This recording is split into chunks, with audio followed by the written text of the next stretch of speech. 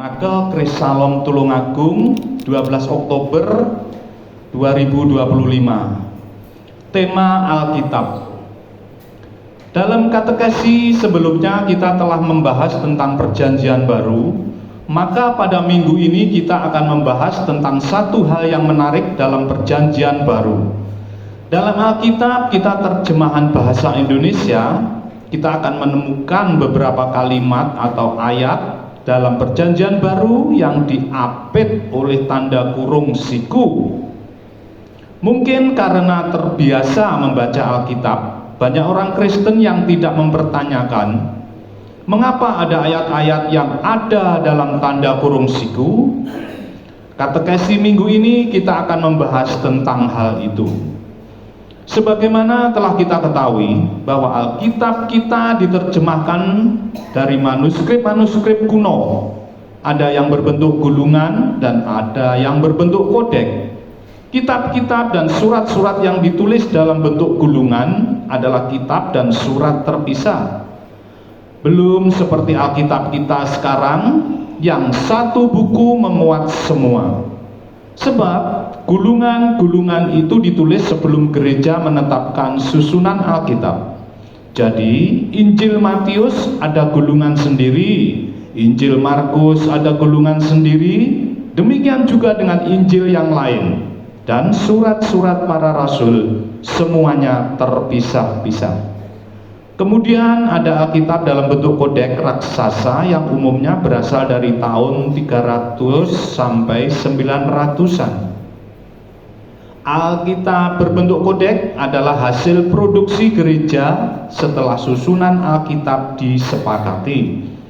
Maka Alkitab itu adalah hasil karya gereja dari abad keempat sampai abad 10. Jadi manuskrip kodek hampir sama seperti Alkitab kita, yaitu semua kitab dan surat sudah menjadi satu buku. Semua manuskrip itu sampai pada zaman kita sekarang dan sejauh ini telah ditemukan 20.000 lebih manuskrip Perjanjian Baru. Tetapi kemudian didapati beberapa perbedaan dalam salinan-salinan kuno itu. Ada kalimat-kalimat dalam Alkitab kita yang tidak ditemui dalam beberapa manuskrip-manuskrip kuno, tetapi kalimat-kalimat itu terdapat dalam manuskrip lainnya dan kodek-kodek yang dipakai oleh gereja-gereja zaman lampau. Maka datang banyak tuduhan bahwa Alkitab telah disusupi oleh ayat-ayat tambahan. Apakah benar demikian adanya?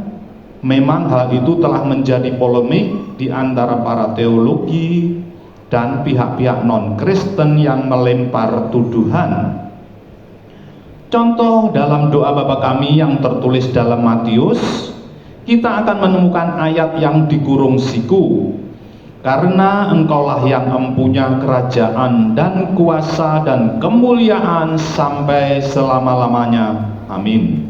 Kalimat ini tidak terdapat dalam beberapa manuskrip kuno. Artinya ada kemungkinan Rasul Matius tidak menuliskan kalimat ini. Tapi kalimat ini ada dalam kodek Alkitab yang digunakan oleh gereja-gereja sejak tahun 500-an.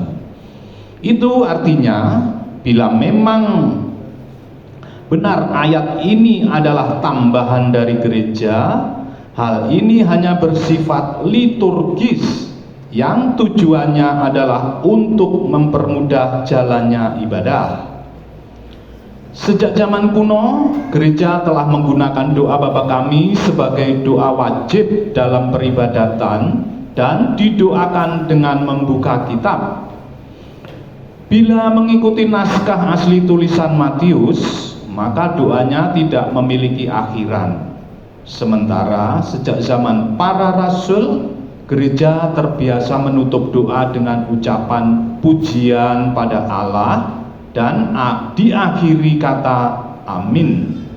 Karena itu pada doa Bapa Kami ditambahkan kalimat pujian pada Allah dan kata amin. Dengan begitu akan memudahkan bagi kita untuk menutup doa Bapa Kami dengan baik. Tetapi tentu saja Alkitab tidak bisa ditambah-tambah sesuka hati. Dari sebab itu dalam Alkitab kita sekarang ini, setiap ayat yang ditengerai sebagai tambahan akan diberi tanda kurung siku, sehingga kita bisa melihat mana kalimat yang mungkin adalah tambahan. Sekali lagi, teks tambahan itu bukan untuk merubah maksud pesan Alkitab, tetapi untuk memudahkan pembaca. Gereja juga telah bersifat jujur dan terbuka dengan memberi tanda kurung siku. Bila kalimat-kalimat itu tidak ada di sebagian naskah-naskah kuno, mengapa tidak dihilangkan? Selain karena kalimat-kalimat itu ada dalam sebagian naskah-naskah kuno lain, kalimat dan ayat itu sudah mengakar dalam iman gereja. Tentu saja tidak bisa untuk menghapuskannya dengan mengabaikan bukti keasliannya ayat-ayat itu. Hal ini dapat kita buktikan dengan melihat diri sendiri.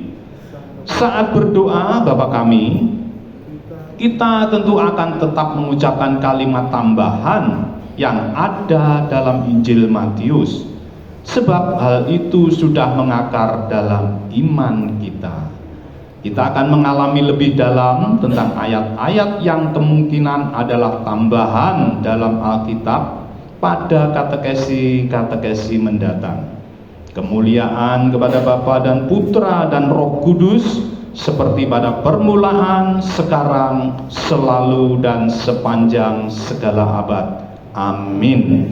Di nama Tuhan kita akan akhiri